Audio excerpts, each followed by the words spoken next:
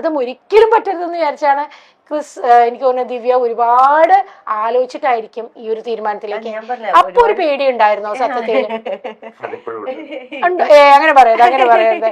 ദിവ്യ പറയൂ. അല്ല, ഞാന് പറഞ്ഞില്ലേ ചേച്ചി, ഇതുപോലെ തന്നെ എനിക്ക് നമുക്ക് ഇത് ഞാൻ പറഞ്ഞ സപ്പോർട്ടിന് വേണം നമുക്ക്, അല്ലാണ്ട് നമ്മളെ മുതലെടുക്കാൻ വേണ്ടി ഒരാളെ ജീവിതത്തിലേക്ക് വരരുത്. അതുണ്ടായിട്ടുണ്ട്.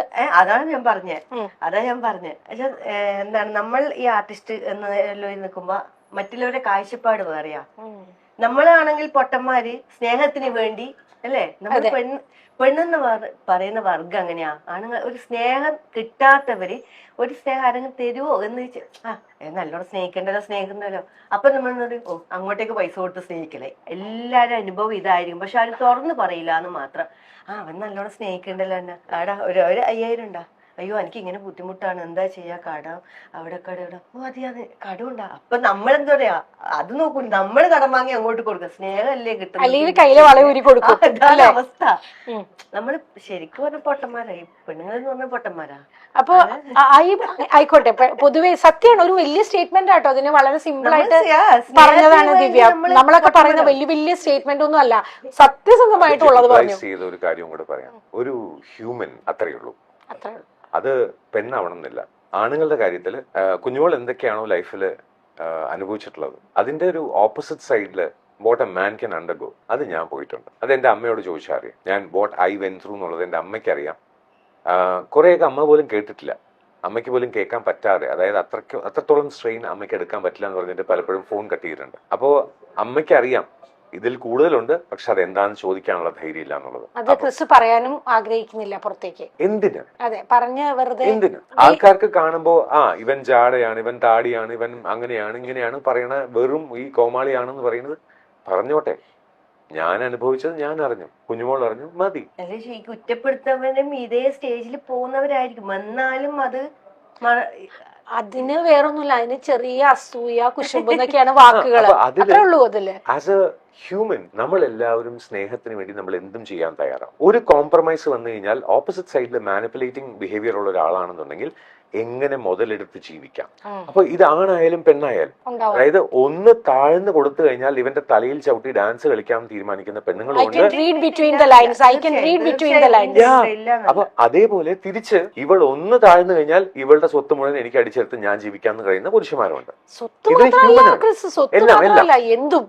അപ്പൊ ഇതില് ഏറ്റവും ഇൻട്രസ്റ്റിംഗ് ആയിട്ട് തോന്നിയ കാര്യം, ഞങ്ങൾ കല്യാണം അറിയിച്ചു, ഞങ്ങൾ എല്ലാവരും അറിയിച്ചു തുടങ്ങിയപ്പോ കുഞ്ഞുമോക്ക് ഒരു ഫോൺ കോൾ, ഇവനെ കുറിച്ച് അന്വേഷിച്ചിട്ടാണോ, ഇവൻ ആള് മോശമാണ് എന്ന് വളരെ മോശമായിട്ടുള്ള ഒരാളാണ് വിളിച്ചു പറയുന്നത്. ശരി, നീ 10 പ്രാവശ്യം ആലോചിച്ചിട്ട് വേണം ഒരു തീരുമാനം എടുക്കാൻ. അപ്പൊ അങ്ങനെ വാർണിംഗ് ഒക്കെ. അപ്പൊ അതുപോലെ തന്നെ അവൾക്ക് പഠിപ്പില്ല. അപ്പൊ ഞാൻ എന്റെ അടുത്ത് പറയാ, എന്റെ അടുത്ത് അത് ഒരേ സ്ഥലത്ത് നിന്നാ വരുന്നതെന്നാണ് ഏറ്റവും കോമഡി. നിങ്ങളുടെ വൈബ് കറക്റ്റ് ആവില്ല. അയ്യോ ദിവ്യക്ക് പഠിപ്പൊന്നുമില്ല, എക്സ്പോഷർ ഇല്ല. ക്രിസ്റ്റിന് ഭയങ്കര എക്സ്പോഷർ ഉള്ള ആളാണ്, എഡ്യൂക്കേറ്റഡ് ആണ്. ചോദിക്കട്ടെ, ഞാൻ കുഞ്ഞുമോളോട് പറഞ്ഞു, നിനക്ക് ഇംഗ്ലീഷ് അറിയാത്ത സ്ഥലത്ത് നിനക്ക് നാഭാവാൻ ഞാനുണ്ട്. എനിക്ക് കണ്ണൂർ ഭാഷ അറിയില്ല, അവിടെ നീ എനിക്ക് നാവായിക്കോ, കുഴപ്പമില്ല. എന്റെ അടുത്ത് പറഞ്ഞ എന്താ പറയാ, ഞാൻ പറഞ്ഞു, അത് മീൻസ് അതായിട്ട് എന്റെ അടുത്ത് പറഞ്ഞു, ഇങ്ങനെ എന്നോട് ഇങ്ങനെ പറഞ്ഞു, നല്ലൊരു കുട്ടിയാണ്, നല്ല സ്വഭാവമാണ്, നല്ല ഭംഗിയുണ്ട്, നല്ല കുട്ടി തന്നെയാണ്. പക്ഷെ ക്രിസ്സിന് കുറച്ചും കൂടി വിദ്യാഭ്യാസം ഇല്ല, ആരെങ്കിലും നോക്കിയാ പോരുന്നത്. ക്രിസ് ഉണ്ടായിരുന്ന സമയത്ത് ഇവരൊക്കെ എവിടെ പോയി ചോദിക്കുന്നത്. ഈ കല്യാണത്തിന് മുന്നേ ഈ പറഞ്ഞവരൊക്കെ എവിടെ പോയി? ലൈഫ് അറിയുന്ന പിന്നെ എല്ലാം തികഞ്ഞ അങ്ങനെ വിദ്യാഭ്യാസവും സൗന്ദര്യവും സ്റ്റാറ്റസും ഒക്കെ തികഞ്ഞ ഒരാളെ എന്താ കൊണ്ടേ കൊടുക്കാതിരുന്നത്? ഞാൻ ഇങ്ങനെ പറഞ്ഞു കേട്ടാ, അത് എനിക്കത് ഫീലായപ്പോ ഞാൻ പറഞ്ഞ കേട്ടാ, ശരിയാന്ന്, എനിക്ക് പഠിപ്പില്ല. കാരണം 18 വയസ്സിൽ ഞാൻ പിന്നെ അവിടെ പഠിപ്പും മുടങ്ങിയ പിന്നെ എന്തോ ചെയ്യാം. നമ്മുടെ നാട്ടിൽ ഇംഗ്ലീഷ് മീഡിയം, അന്ന് ഇംഗ്ലീഷ് മീഡിയം നമ്മൾ പഠിച്ചില്ല, മലയാളം ഒരു അറിയാലോ. എന്നിട്ട് ഞാൻ ഇങ്ങനെ പറഞ്ഞ ഒരേ ഒരു വാക്ക്, മലയാളം അറിയില്ലേ? ഞമ്മള് മലയാളം അറിയാം, അതിനെ കണ്ണൂരാണ് സംസാരിക്കുമ്പോ അതെന്നെ ചിലവർക്ക് മനസ്സിലാവില്ല. അപ്പൊ പറഞ്ഞു, നിനക്ക് സ്നേഹിക്കാൻ പറ്റൂലേ, നിനക്ക് നല്ലൊരു ഭാര്യയാവാൻ പറ്റൂലേ? അപ്പൊ ഞാൻ പറഞ്ഞത് ഒരേ ഒരു വാക്ക്, എനിക്ക് ഭാര്യയാവാൻ പറ്റും, എനിക്ക് സ്നേഹം തരാൻ പറ്റും, ഇതെനിക്ക് തരാൻ പറ്റും. അതിൽ കൂടുതൽ ഞാൻ ഒന്നും ചോദിച്ചിട്ടില്ല. അതാണ് ഇല്ലാതിരുന്നതും. ബിക്കോസ് ഒരു കല്യാണം എന്ന് പറയുമ്പോൾ നമ്മുടെ ഏജ് ഓൾഡ് ട്രഡീഷൻ, നമ്മുടെ കുട്ടിക്ക് പണ്ടത്തെ ഒരു ഇതെടുക്കുകയാണെങ്കിൽ ഒരു 14 വയസ്സായ കുട്ടി ഒരു 5 വയസ്സ് 6 വയസ്സായ കുട്ടിയുമായിട്ട് ഒരു ചൈൽഡ് മാരേജ് നടക്കും. എന്നിട്ട് അവർ രണ്ടുപേരും അവരുടെ 2 വീട്ടിലേക്ക് പോകുന്നു. പ്യൂബർട്ടി അറ്റൈൻ ചെയ്ത് കഴിഞ്ഞ് ഇവർക്കൊരു മുഹൂർത്തം കുറിച്ച് ഇവർ ചേർന്ന് വരുന്നു. പലപ്പോഴും അക്കാലത്ത് എങ്ങനെയെന്ന് പറഞ്ഞാൽ ഈ ജോണ്ടിസും അതുപോലത്തെ രോഗങ്ങളും വന്ന് അവര് ഹസ്ബൻഡ് മരിച്ചു പോകുന്നു, 5 വയസ്സ് 6 വയസ്സായ കുട്ടി വിഡോ ആകുന്നു എന്നൊക്കെയുള്ള നെഗറ്റീവ് സൈഡ് മാത്രമേ പറയുന്നുള്ളൂ. പക്ഷെ ഇവര് അങ്ങോട്ടും ഇങ്ങോട്ടും ഈ തീക്ക് ചുറ്റും നടക്കുമ്പോൾ ആ കൊച്ചുകുട്ടികൾ പറയുന്നത് നിന്റെ ആവശ്യത്തിന് ഞാൻ നിന്റെ കൂട്ടിനുണ്ടാവും, നിനക്ക് ഞാൻ താങ്ങും തണലുമാവും, ഞാൻ കഴിച്ചില്ലെങ്കിലും നിന്നെ ഞാൻ കഴിപ്പിക്കും, ഞാൻ ഉടുത്തില്ലെങ്കിലും ഞാൻ നിന്നെ ഉടുപ്പിക്കും എന്ന് ഒരു കുട്ടിയെ പറഞ്ഞ് മനസ്സിലാക്കി ആ റെസ്പോൺസിബിലിറ്റി പഠിപ്പിച്ചിരുന്നൊരു സിസ്റ്റം. ഇത് വലുതായി കഴിഞ്ഞ ആൾക്കാർക്ക് എന്താ മനസ്സിലാവാത്തത്? ഞാൻ അഗ്നിക്ക് ചുറ്റും പോകുമ്പോൾ കുഞ്ഞുമോളുടെ കൈ പിടിച്ചിട്ട് അത് കഴിഞ്ഞിട്ട് ഞാൻ കാലിലെ കട്ടവിരൽ പിടിച്ച് ഞാൻ അമിയിൽ വെച്ചിട്ട് ഞാൻ പറയാണ് അവിടെ ഇതാ നോക്കൂ, അരുന്ധതിയെ കാണൂ, അതുപോലെ നമ്മൾ ചേർന്നിരിക്കണം, എത്ര കാലം കഴിഞ്ഞാലും ചേർന്നിരിക്കണം, അതുപോലെ ഇരിക്കണം എന്ന് ഞാൻ പറയുകയാണെങ്കിൽ ആ വാക്കിന്റെ അർത്ഥം എനിക്ക് മനസ്സിലായിട്ട് മാത്രമേ ഞാനത് പറയാവൂ. ഞാൻ തീക്ക് ചുറ്റും എടുത്ത ആ സത്യങ്ങൾ, ആ സപ്തതി എന്ന് പറയുന്ന അതിനിടയ്ക്ക് ഞാൻ എടുക്കുന്ന ഈ കാര്യങ്ങൾ കുഞ്ഞുമോക്ക് എന്താണോ ആവശ്യമുള്ളത്, I don't want her to be turning out to be a vegan or a vegetarian for me. Because ജീവിതകാലത്ത് എന്താണോ കഴിച്ചിട്ടുള്ളത് അത് തന്നെ കഴിക്കണം, എന്റെ മക്കളും അങ്ങനെ തന്നെ കഴിക്കണം, അത് വാങ്ങിച്ചു കൊടുക്കാൻ ഞാൻ ഉണ്ടാവണം. അതേപോലെ ഞാൻ കഴിക്കുന്നത് ഇനി മുതൽ നീ നോൺ വെജ് കഴിക്കണം എന്ന് ഇവരാരും പറയുന്നില്ല. അതിനേക്കാളും കൂടുതൽ എന്താണ് നല്ല ലൈഫ് ഉണ്ടാവുന്നത്? ക്രിസ്, ഞാനൊരു സമയത്ത് ഞാൻ ജസ്റ്റ് ഇങ്ങനെ റീൽസിൽ നോക്കിയപ്പോ ദിവ്യയുടെ കാലിൽ ചിലങ്ക് കെട്ടി കൊടുക്കുന്ന ക്രിസിന്റെ ഒരു വീഡിയോ ഞാൻ കണ്ടു. അത് കഴിഞ്ഞ് ദിവ്യ ഡാൻസ് ചെയ്യുന്ന വീഡിയോ. അതിന്റെ താഴെ സത്യം പറഞ്ഞാൽ ഞാൻ ഈ കമന്റ്സിനെ കാണുന്നത് ഒന്നും നോക്കിയിട്ട് ആവശ്യമില്ലാത്തന്നെ അപ്പൊ തന്നെ എടുത്ത് കളയും. ഇപ്പൊ എന്നെയും ഒരുപാട് ബുള്ളി ചെയ്യുന്ന ആൾക്കാരുണ്ട്, പലതും പറഞ്ഞ്. പക്ഷെ നമ്മൾക്ക് അറിയാം എന്താണ് ശരി എന്താണ് തെറ്റ് എന്നുള്ളത്. നമ്മൾ ലോപ്പ് സൈഡഡ് വൺ സൈഡഡ് ആയിട്ടല്ല ചിന്തിക്കുക. അപ്പൊ ആ കമന്റ് സെക്ഷനകത്ത് ദിവ്യക്ക് ഡാൻസ് ചെയ്യാൻ അറിയില്ല, മോഹിനിയാട്ടം എത്ര വർഷം കൊണ്ട് ചെയ്യേണ്ടത്, ഒരു സെമി ക്ലാസിക്കൽ മ്യൂസിക്കിന് ആണ് ചെയ്തത് അല്ലെ, വേഷം മാത്രമേ മോഹിനിയാട്ടത്തിന്റെ ഉള്ളൂ. അപ്പോ ഞാനപ്പോ അത് എനിക്ക് തോന്നിയ ഒരു കാര്യം ഇതാ, നമ്മൾക്ക് ഇഷ്ടമുള്ള കാര്യം ചെയ്യാം, നമുക്ക് അറിയുന്നത് പോലെ അത് ചെയ്യാം, അത് ആസ്വദിക്കേണ്ടവർക്ക് ആസ്വദിക്കാം, വേണ്ടാത്തവർക്ക് ദേ ഹാവ് ഓപ്ഷൻസ്. ഇതെന്താ വെച്ചാ ഇത് ഞാൻ പറയട്ടെ, ഇതിനിപ്പോ ഇവിടെ പറയാം, ആളാരാന്നൊന്നും ഞാൻ പറഞ്ഞില്ല. ഞാന് സത്യം പറഞ്ഞ ഏട്ടനെ പരിചയപ്പെട്ട സമയത്ത് എനിക്ക് ഏട്ടന് യൂട്യൂബ് ചാനൽ ഉണ്ടായിരുന്നു. അപ്പൊ അതിനെ നോക്കിയപ്പോ ഏട്ടൻ ഒരുപാട് പാട്ട് പാടിയിട്ട് കേൾക്കുന്നുണ്ട്. അത് ഭയങ്കരമായിട്ട് ഇങ്ങനെ ടച്ച് ചെയ്യും. ഇത് കരഞ്ഞിട്ടുണ്ട്, എത്രയോ പ്രാവശ്യം ഞാൻ കരഞ്ഞിട്ടുണ്ട്. അപ്പൊ ഏട്ടന്റെ ലൈഫിലെ കുറെ കഥകളൊക്കെ കേട്ടപ്പോ എന്തോ എനിക്ക് അത് ആ ഒരു പാട്ടിന് എനിക്ക് അറിയില്ല ചെയ്യാനെങ്കിലും അറിയുന്ന രീതിയിൽ എനിക്കതൊന്ന് ചെയ്തിട്ട് ഏട്ടന് ഒരു സർപ്രൈസ് കൊടുക്കണം എന്ന് വിചാരിച്ചു. ഗിഫ്റ്റ് ഫോർ ഹിം അല്ലേ, ഗിഫ്റ്റ് കൊടുക്കണം ഞാൻ ബാക്കിയുള്ളവർ കാണേണ്ട കാര്യമല്ല. അപ്പൊ ഞാൻ ഭഗവാന്റെ മുന്നിൽ ഞങ്ങൾ സമർപ്പിച്ചത്. ഞാൻ ഇത്രയും വിചാരിച്ചില്ലേ ചേച്ചി, ഞാൻ വിചാരിച്ചത് ഏട്ടനോട് പറയാതെ കണ്ട് സത്യം ആ സോങ് കേട്ടപ്പോ അറിയാം, ഞാൻ എത്രയോ പ്രാവശ്യം കരഞ്ഞിട്ടുണ്ട്. ആ പാട്ട് കേട്ടപ്പോഴും ഏട്ടന്റെ സ്റ്റോറി അറിഞ്ഞപ്പോഴും ഞാൻ കരഞ്ഞിട്ടുണ്ട്. അപ്പൊ ഏട്ടന്റെ ഓരോ പാട്ട് പാട്ടിയത് കാണുമ്പോൾ ഞാൻ ഇങ്ങനെ ഇരുന്ന് കാര്യം, മക്കൾക്കും ഇഷ്ടമാണ് അത് പാട്ട് കേൾക്കാൻ. നന്ദു മോൻ ആ പാട്ട് വെച്ചോണ്ടിരിക്കും, ഒരുപാട് സോങ് ഇങ്ങനെ വെച്ചിട്ട് പറയും, അപ്പൊ പാവല്ലമ്മ, അപ്പൊ എന്റെ മുഖം നോക്കിയമ്മ ഇങ്ങനെ പറയും. അപ്പൊ എനിക്കിങ്ങനെ അത് അതെങ്ങനെയെങ്കിലും ഒരു സർപ്രൈസ് ആയിട്ട് കൊടുക്കണല്ലോ. എനിക്ക് ഡാൻസ് കളിക്കാൻ അറിയില്ല. അപ്പൊ ഞാനിങ്ങനെ ചേച്ചിയുടെ മോളോട് പറഞ്ഞു, എനിക്ക് ഇങ്ങനെ ഉണ്ടട്ടാ, എനിക്കൊന്ന് പാട്ട് ഇതിന് എനിക്ക് ഡാൻസ് പഠിപ്പിച്ചു തരുമോ, വീഡിയോ കോൾ വിളിച്ചിട്ട്. അപ്പൊ അവക്ക് സമയമില്ല. മോളോട് പറഞ്ഞപ്പോ മോക്കും പറ്റുന്നില്ല. പിന്നെ ലാസ്റ്റ് രണ്ടും കെട്ടി ഞാൻ പറഞ്ഞു, ഏട്ടാ എനിക്ക് അതൊന്ന് ഡാൻസ് ചെയ്യാൻ ആഗ്രഹമുണ്ട്. അപ്പൊ ഏട്ടൻ തന്നെയാണ് രജനി ടീച്ചറുടെ അടുത്ത് എന്നെ ആക്കിയതും. ഞാൻ ഇങ്ങനെ ഒന്നും വിചാരിച്ചിട്ടില്ല.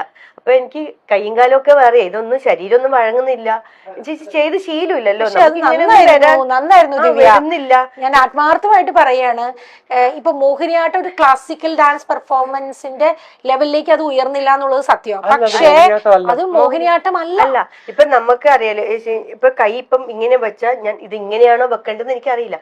എത്ര പഠിപ്പിച്ചു തന്നാലും എന്റെ തലയിൽ അത് കയറണമെങ്കിൽ ഞാൻ ഇതിനെക്കുറിച്ച് ബേസിക് ആയിട്ട് അറിഞ്ഞിരിക്കണം. എനിക്ക് അറിയില്ല. ഞാനത് എല്ലാവരോടും പറഞ്ഞു, എനിക്ക് അറിയില്ല. കൈ ഇപ്പൊ ഇവിടെ വെക്കണോ, ഇവിടെ വെക്കണം എന്ന് പറഞ്ഞാലും കളിക്കുമ്പോ എന്റെ കൈ ഓട്ടോമാറ്റിക്കായിട്ട് ഇവിടെ വരും. അത് അറിയാത്തത് കൊണ്ടാണ്. പക്ഷെ ഞാൻ അതേയല്ല എന്റെ ഏട്ടന് ഇപ്പൊ ഞാൻ പറഞ്ഞത് ഗുരുവായൂരപ്പൻ തന്നതാണ് ലൈഫ് എന്ന് പറഞ്ഞത്. ഇത്രയും പ്രശ്നങ്ങളും സ്ട്രഗിൾ ചെയ്തപ്പോഴും ഒരാളും നല്ലൊരു വ്യക്തി പോലും എന്റെ ജീവിതത്തിൽ എനിക്കൊരു ലൈഫ് തരാമെന്ന് പറഞ്ഞിട്ടില്ല. എല്ലാരും എന്തിനായിരിക്കും വരുന്നത് അല്ലെ, പണം കണ്ടിട്ടോ അല്ലെങ്കിൽ ശരീരം കണ്ടിട്ടോ ആയിരിക്കും വരുന്നത്.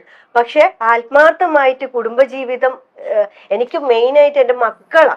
ഞാൻ എപ്പോഴും പറഞ്ഞതാണ്, മക്കള് സേഫ് ആവണം, അവർക്ക് എനിക്കൊരു ഐഡന്റിറ്റി വേണം. അല്ലാണ്ട് എത്രയോ പേര് കല്യാണം കഴിക്കുന്നതിന് മുന്നേ പറഞ്ഞിട്ട് എന്തിനാ കല്യാണം കഴിക്കുന്നത്, 2 കുട്ടികളായില്ലേ എന്നാണ് ഇങ്ങനെ ലിവിങ് ടുഗദർ ആയി നിന്നാ പോലെ. അതൊരിക്കലും എനിക്ക് ശാശ്വതമല്ല. ഇതെന്താ ടെസ്റ്റ് ചെയ്തിട്ട് വിടാൻ വേണ്ടിയിട്ടുള്ള സംഭവമൊന്നും അല്ലല്ലോ. എനിക്കൊരു ലൈഫ് വേണം, കാരണം എനിക്കൊരു ഐഡന്റിറ്റി വേണം. ഇതെന്റെ ഭർത്താവാണ്, 4 ആൾ അറിയണം നമുക്ക് ഇങ്ങനെ ഫാമിലി ഉണ്ട്. അല്ലാണ്ട് ഞാനിങ്ങനെ കൊണ്ടുപോകാൻ എനിക്ക് ഒരു കാര്യമില്ല. നാളെ പിറ്റേന്ന് മോള് കല്യാണം കഴിക്കുമ്പോ ഇതാര് എന്ന് ചോദിച്ചാ എനിക്ക് ഉത്തരം പറയാൻ പറ്റണേ അല്ലേ. വളരെ ക്ലിയർ ആയിട്ടുള്ള സ്റ്റാൻഡാണത്. എനിക്ക് ഇതിന് ഒരു കാര്യം മനസ്സിലാവുന്നുണ്ട്. ഇവിടെ ദിവ്യ ഒരു കാര്യം മനസ്സിലാക്കും. നമ്മുടെ നാട്ടില് ഒരുപാട് എഡ്യൂക്കേറ്റഡ് ആയിട്ടുള്ള സ്ത്രീകൾ പോലും പറയാത്ത എന്തിനാണ് കല്യാണം കഴിക്കുന്നത്, വളരെ സെൻസിബിൾ ആണത്. എന്തിനാ കല്യാണം കഴിക്കുന്നത് ചോദിക്കുന്നത്. കല്യാണം കഴിയാത്ത ഒരു വ്യക്തിക്ക് വേണമെങ്കിൽ ടെസ്റ്റ് ചെയ്യാം, നമുക്കത് പറ്റൂല. എനിക്ക് 2 കുട്ടികളാണ്. എനിക്ക് ജീവിതം എന്ന് പറഞ്ഞാൽ കളിക്കാൻ വേണ്ടി ഇല്ല. ഇനി ലൈഫ് ഇല്ല ചേച്ചി, തീർന്നു. നല്ലൊരു ലൈഫ് കംപ്ലീറ്റ് എന്റെ തീർന്നു അല്ലെ. ഞാൻ പറയുന്നത് അങ്ങനെ പേടിച്ചിരുന്നു. അങ്ങനെ ഞാൻ പറഞ്ഞങ്ങനെയല്ല. ഞാൻ നല്ലൊരു ലൈഫ് ആഗ്രഹിച്ചിട്ട് അതെനിക്ക് കിട്ടിയില്ല. ഞാൻ എപ്പോഴും പറഞ്ഞു ഒരു 32 വയസ്സ് ആ സമയത്താണ് ഞാൻ ഈ വേണ്ടാന്ന് വെക്കുന്നത്. അത്രപോലെ എനിക്ക് ആ ലൈഫ് മൊത്തം പോയി. എനിക്കൊരു നല്ല ലൈഫ് എന്ന് പറഞ്ഞ സംഭവം ഇല്ല. അത് കഴിഞ്ഞിട്ട് ഞാൻ ട്രിവാൻഡ്രത്തേക്ക് വരുന്നു, ഞാൻ കഷ്ടപ്പെടുന്നു. അപ്പോഴും മക്കളെ കുറിച്ച് ഓർത്തിട്ടാണ് എനിക്ക് ടെൻഷൻ. വീടില്ല, വാടക കൊടുക്കണം, അതടക്കണം, ഇതടക്കണം. കിട്ടുന്ന ചിലപ്പോ ഒരു മാസം വർക്കേ ഉണ്ടാവൂല, 2 മാസം ഉണ്ടാവൂല. ഈ സമയത്ത് ഞാൻ പറയുന്നു, എനിക്ക് എന്നെ ബിന്ദു അമ്മ പത്തനംതിട്ടയിൽ ഇപ്പം ഏട്ടന്റെ വൈഫായിട്ട് ചെയ്യുന്ന ബിന്ദു അമ്മയാണ്. അത് ഞാൻ വന്ന് ചേച്ചി ഉണ്ട് ആ സമയത്ത് ഷൂട്ട് ചെയ്യുമ്പോ 8000 രൂപയാന്ന് തോന്നുന്നു അമ്മ എനിക്ക് ബിന്ദുമ്മ എനിക്ക് തന്നത്. കൊടുക്കാൻ പോലും എനിക്ക് പറ്റില്ല. 2000 അങ്ങനെ ഞാൻ ചില്ലറാക്കിയിട്ട് പെൻഡിങ് വെച്ചിട്ടാണ് അന്ന് ഞാൻ കൊടുത്തു തീർത്തത്. എനിക്ക് ഞങ്ങള് പത്രമാറ്റ് ഓഫ് ഷൂട്ട് ടൈം ഉണ്ടല്ലോ, അപ്പോൾ കൂടുതലും പറയുമ്പോ ഞാനൊരു മൂത്ത മകനെ പോലെ, കാരണം ബിന്ദുമ്മയുടെ മകനെക്കാളും 1 വയസ്സ് വ്യത്യാസമാണ് എനിക്കുള്ളത്. ഞാൻ അമ്മ തന്നെയാ വിളിക്കുന്നത്. അപ്പൊ രാവിലെ അമ്മ എന്ന് വിളിച്ച് ഞാൻ പോയില്ല എന്നുണ്ടെങ്കിൽ ദേഷ്യം വരും. ഓ നീ നേരത്തെ വേറെ എവിടെയോ പോയോ എന്ന് പറഞ്ഞ് അങ്ങനെ ദേഷ്യം കാണിക്കുന്ന കൊച്ചുകുട്ടികളുടെ സ്വഭാവം. എന്റെ അടുത്ത് ഇങ്ങനെ പറയും, കൃഷ്ണ അവരിങ്ങനെ പറ്റിച്ചു, കൃഷ്ണ ഇവരിങ്ങനെ പറ്റിച്ചു. ഇങ്ങനെ പറയുമ്പോ ആ പറയുന്ന ഒരാളുടെ വായിന്ന് അവൾ പാവമാണ്, അവൾക്ക് നല്ലൊരു ജീവിതം കൊടുക്കണം എന്ന് ദിവ്യയെ കുറിച്ച് പറയുകയാണെന്നുണ്ടെങ്കിൽ എന്റെ അമ്മ എന്നോട് പറയുന്ന പോലെ അല്ലേ ഞാൻ കാണും. തീർച്ചയായിട്ടും. അപ്പൊ അത് അത്രത്തോളം വിശ്വാസവും സ്നേഹവും ഉള്ളത് കൊണ്ടാണ്. അന്ന് നമുക്ക് പെൻഡിങ് ആവുമല്ലോ പൈസ, നമുക്ക് പേയ്മെന്റ് ഒക്കെ കിട്ടാൻ ലേറ്റ് ആവും. അങ്ങനത്തെ സിറ്റുവേഷൻ ആയിരുന്നു ആ സെറ്റില് അല്ലെ. അപ്പോഴാണ് എനിക്ക് ടെൻഷൻ ഇങ്ങനെ. അപ്പോഴാണ് ബിന്ദു എനിക്ക് തന്നത് ആ പൈസ. ഒരിക്കലും ഞാൻ മറക്കൂല അത്. അതുപോലെ തന്നെ ദിവ്യ എനിക്ക് തോന്നുന്നു ആ സമയത്ത് ബ്യൂട്ടീഷ്യൻ ബ്രൈഡലിനൊക്കെ പോവും അങ്ങനെയൊക്കെ. പിന്നെ പെയിൻ ഗസ്റ്റുകളെ നിർത്തിച്ചു. കാരണം പെയിൻ ഗസ്റ്റുകൾ നിർത്തിക്കാൻ കാരണം എന്ന് വെച്ചാൽ മക്കൾക്ക് ആളാവണം. ഞാൻ ലേറ്റായിട്ട് വീട്ടിലെത്തിയാലും മക്കൾക്ക് കുട്ടികളുണ്ടല്ലോ ഈ ചേച്ചിമാരി എന്ന് പറഞ്ഞിട്ട്. അതുപോലെ തന്നെയായിരുന്നു ഞാൻ ഇപ്പോഴും ഞാൻ പറയുന്നത് പ്രിൻസി എന്ന് പറഞ്ഞ കുട്ടീനെ കുറിച്ചാണ്. പ്രിൻസി, മേഘ, ഇവരെ കുട്ടിയുടെ പേര് പെട്ടെന്ന് മറന്നു വരാം. അപ്പൊ ഈ പ്രിൻസി എന്ന് പറഞ്ഞ കുട്ടി അത്ര ഇവരെ അങ്ങനെയായിരുന്നു ചേച്ചി. ഞാൻ വീട്ടിൽ പോയി നിൽക്കും, അവള് വന്ന് നിൽക്കും, അമ്മേന്ന് വിളിക്കും. ആ ഒരു തന്നെയായിരുന്നു മക്കൾക്ക് അത്ര. അതുകൊണ്ട് ഞാൻ ഒരു 4 കുട്ടികളെ പെയിൻ ഗസ്റ്റ് ആയിട്ട് നിർത്തി. അവര് തരുമല്ലോ ചേച്ചി, നമുക്ക് വർക്കില്ലെങ്കിലും നമ്മൾ ഫുഡ് ഉണ്ടാക്കി കൊടുത്താൽ മതിയല്ലോ. നമ്മൾ ഉണ്ടാക്കുന്നതിൽ കുറച്ച് അധികം ഉണ്ടാക്കണം. അവർക്ക് നമ്മളെ വീട് പോലെ തന്നെ അവർക്ക് എടുത്ത് കഴിക്കാം. അത് എനിക്ക് ആശ്വാസമാണ്. ഞാൻ ഷൂട്ടിന് പോയിട്ട് വരുമ്പം എന്റെ മക്കൾക്ക് വീട്ടിൽ ആളുണ്ട്, കൂടെ പുറപ്പുകളെ പോലെ ആളുണ്ട്. 2 വാക്ക് പറഞ്ഞു കൊടുക്കാൻ അതിന് ആളുണ്ട്. പക്ഷെ അവരൊക്കെ വലിയ പഠിക്കുന്ന മക്കളാ, എനിക്കതില്ല. പിള്ളേർക്ക് പറഞ്ഞു കൊടുക്കാൻ പറ്റുന്നില്ല. അങ്ങനെയൊക്കെ ഇല്ല. ഇപ്പോഴും ഞാൻ പറഞ്ഞത് നന്ദു എനിക്ക് പറഞ്ഞു കൊടുക്കാനോ അതിനുള്ള വിദ്യാഭ്യാസം ഇല്ല. അപ്പൊ മറ്റുള്ള കുട്ടികൾക്ക് ഇങ്ങനെ ഇംഗ്ലീഷും ഇതെല്ലാം പഠിക്കുമ്പോ എനിക്ക് വിഷമാണ്. ഞാനിങ്ങനെ ആയതുകൊണ്ടല്ലേ എന്റെ മക്കൾ ഇങ്ങനെ ആയത്. ദിവ്യ കരയരുത് ദിവ്യ ഭാഗ്യവതിയാണ്. അത്രയും വേദനകൾ അനുഭവിച്ചിട്ട് അവസാനം ദിവ്യക്ക് ഗുരുവായൂരപ്പൻ വിളിക്കുന്ന ആ ഭഗവാൻ തന്നെയാണ് ഇത്രയും നല്ല ഒരു ജീവിതം തന്നത്. ഇനി കരയരുത്, ദയവേത് ഇനി കരയരുത്. അതില് ഞാൻ ലെറ്റ് മീ ആഡ് സംതിങ്. നമുക്ക് തിരുക്കുറലില് ഒരു സ്റ്റേറ്റ്മെന്റ് ആണ്, ഈന്ത്ര പൊഴുതൻ പെരുതുവക്കം തൻ മകൻ സാൻറോൺ എന്ന് കേട്ടതായി. ഒരു അമ്മയ്ക്ക് കുഞ്ഞ് ജനിക്കുമ്പോൾ ഉണ്ടാകുന്ന സന്തോഷത്തിനേക്കാൾ വലുത് ആ മകൻ അല്ലെങ്കിൽ ആ മകൾ നല്ലവളാണെന്ന് മറ്റുള്ളവർ പറയുമ്പോഴാണ്. തീർച്ചയായും. അപ്പോ അതില് എന്റെ മക്കൾ അങ്ങനെ വളർന്ന് കുഞ്ഞുമോക്ക് നല്ല പേര് എടുത്തു കൊടുക്കും എന്ന് എനിക്ക് തീർച്ചയുണ്ട്. കാരണം അത്രത്തോളം ജീവിതത്തിൽ കുഞ്ഞുമോൾ അവർക്ക് വേണ്ടി സാക്രിഫൈസ് ചെയ്തിട്ടുണ്ട്. ഞാനിപ്പോഴും ഞാൻ ദേവിയോട് മോനോട് ഞാൻ ചോദിക്കാറുണ്ട്, നീ ഇപ്പൊ ഈ ചെലവാക്കിയത് എത്ര ആണെന്ന് അറിയാമോ? ഇപ്പൊ ഇത്ര പാക്കറ്റ് പാല്, അതായത് ഇത്ര ദിവസം പാല് വീട്ടിൽ വാങ്ങിക്കുന്ന അത്രയുമാണ് ഇത് ചെലവായി പോയത് എന്നൊക്കെ പറഞ്ഞ് മനസ്സിലാക്കുമ്പോൾ maybe he's getting to understand എനിക്ക് ഈ അമ്മ എന്താണ് എന്ന് അവർ മനസ്സിലാക്കണം. പലപ്പോഴും ഇക്കാലത്തെ കുട്ടികൾക്ക് അമ്മമാരെന്ന് പറയുന്നത് അവർക്കൊരു ഇറ്റ്സ് മോർ ലൈക്ക് എ പിൻകുഷൻ. അവരുടെ ദേഹത്ത് വരുന്ന സൂചിനെ കുത്തി മാറ്റാനുള്ള ഒരു പിൻകുഷൻ മാത്രമായി പോകുന്നു അമ്മമാര്. ഞാൻ നേരത്തെ പറഞ്ഞ സ്റ്റേറ്റ്മെന്റിൽ ഈன்ற പൊഴുതിൻ പെരുതുവക്കം തൻ മകൻ സാന്ത്വനേന്റെ കേട്ടതായി എന്ന് പറയുകയാണെന്നുണ്ടെങ്കിൽ എന്റെ അമ്മയ്ക്ക് ഞാൻ ജനിച്ചപ്പോൾ ഉണ്ടായ സന്തോഷത്തിനേക്കാൾ കൂടുതൽ ഏത് ഗുരുവായൂരപ്പന്റെ മുന്നിലാണോ ഞാൻ എന്നെ പ്രഗ്നന്റ് ആണെന്ന് അമ്മയെ അറിയാതെ ചെന്ന് പ്രാർത്ഥിച്ച ആ സമയത്ത്, അങ്ങനെയാണ് എനിക്ക് കൃഷ്ണൻ എന്ന് പേരിടുന്നത്. ഗുരുവായൂർ വെച്ചിട്ടാണ് അമ്മ അറിയുന്നത്. അപ്പൊ ആ സന്തോഷം എന്റെ മകള് കൃഷ്ണനായിട്ട് ഇന്നലെ കളിച്ച ഡാൻസ്, കുഞ്ഞുമോൾ ഇന്നലെ കളിച്ച ഡാൻസ്, അത് കണ്ട് അമ്മയ്ക്ക് പണ്ട് ഡാൻസ് കളിക്കണം എന്ന് ആഗ്രഹം ഉണ്ടായിരുന്നു. അമ്മ പണ്ട് ഡാൻസ് കളിച്ചിട്ടുണ്ട്. അപ്പോൾ അമ്മയുടെ കയ്യിൽ നിന്ന് ചെലങ്ക വാങ്ങിച്ചു. ഞാനത് പറഞ്ഞത് അതുകൊണ്ട് തന്നെയാണ്. എനിക്ക് ലൈഫിൽ ഒരു ഫുൾ സർക്കിൾ വരണം എന്നുണ്ടെങ്കിൽ അമ്മയ്ക്ക് ഒരു ഗുരുസ്ഥാനത്ത് നിന്ന് ചെലങ്ക എടുത്ത് കൊടുക്കാനുള്ള ഒരു അവസരം അത് എന്റെ കുഞ്ഞുമോളും മോളും സാധിച്ചു. അത് കർമ്മ എന്ന് പറയുന്ന ഒരു കാര്യത്തില് നമ്മൾ എല്ലാരും ഞാൻ വിശ്വസിക്കുന്നുണ്ട്. അതുകൊണ്ട് തന്നെ ആയിരിക്കാം അതിങ്ങനെ കറങ്ങി തിരിഞ്ഞ് അതിലെടുത്ത്. അതേപോലെ കുഞ്ഞുമോക്ക് എന്താ കുടിക്കാൻ വേണ്ട ജ്യൂസ് വേണം എന്ന് പറഞ്ഞ് ജ്യൂസ് വാങ്ങിച്ച് വരുന്ന സമയത്ത് ഒരു ബോട്ടിൽ റോസ് മിൽക്ക് വാങ്ങിച്ചു കൊടുത്തു. കാരണം അമ്മ പണ്ട് ഹോട്ടലിൽ വന്നിട്ട് റോസ് മിൽക്ക് കുടിക്കാമായിരുന്നു പറഞ്ഞ് കരഞ്ഞൊരു കഥ ഞാൻ എഴുതിയിട്ടുണ്ട് ഒരു ബുക്കിൽ. അപ്പോ എനിക്ക് these moments are very special to me. Kunjumol എനിക്ക് തരുന്നത് എന്താണെന്ന് കുഞ്ഞുമോൾക്ക് അറിയില്ല. കാരണം ഞാൻ ഒരു ആയുഷ്കാലം മുഴുവനും ഞാൻ ലോകം മുഴുവനും എല്ലാവരുടെ എല്ലാ ഋഷിമാരുടെ അടുത്തും സന്യാസിമാരുടെ അടുത്തും തെണ്ടിയാലും കിട്ടാത്ത സന്തോഷം ചുമ്മാ ഇങ്ങനെ ഒരു പ്ലാറ്റർ വെച്ച് തരികയാണ് കുഞ്ഞുമോൾ. അപ്പൊ അത് എന്താണെന്നുള്ളത് may be she will understand later. അതിനപ്പുറത്തേക്ക് എനിക്ക് വേറെ കിട്ടാനൊന്നുമില്ല, ഒന്നും കിട്ടാനില്ല. ക്രിസ് എല്ലാം ഉണ്ടായിട്ടും ഒന്നും ഇല്ലാത്ത പോലെ ജീവിച്ചിരുന്ന ആളായിരുന്നു. ഇത് ഞാൻ നേരത്തെ പറഞ്ഞ ആ സ്റ്റേറ്റ്മെന്റ് തന്നെ ഈ ബാക്കി കുഞ്ഞുമോളെ ദ്രോഹിക്കാനോ അല്ലെങ്കിൽ എന്നെ ദ്രോഹിക്കാനോ സമയം കണ്ടെത്തിയ ആ മഹത് വ്യക്തികൾ, ഞങ്ങളുടെ ജീവിതം പഠിപ്പിച്ച ആൾക്കാർ, അവരുടെ ലൈഫിൽ ഒന്ന് ആലോചിച്ചു. സത്യം, അവരെന്റെ ഗുരുക്കന്മാരാണ്. ഈன்ற പൊഴുതിൻ പെരുത്തുവക്കം തൻ മകൻ സാന്ത്വനേന്റെ കേട്ടത് ഞങ്ങളുടെ വായിൽ നിന്ന് പറയുന്ന ഞങ്ങൾ അനുഭവിച്ച കഷ്ടങ്ങൾ കേൾക്കുമ്പോൾ അവരുടെ അച്ഛനമ്മമാർക്ക് അത് മാനക്കേടാണ്. അവർ ചെയ്തത് തെറ്റാണ്. അവരുടെ കാർമിക് സൈക്കിൾ ആലോചിക്കുമ്പോൾ എനിക്ക് അവരുടെ വിഷമം തോന്നും. കാരണം അവരിനി എത്രത്തോളം കഷ്ടപ്പെടാൻ പോകുന്നു എന്ന് അവർക്ക് അറിയില്ല.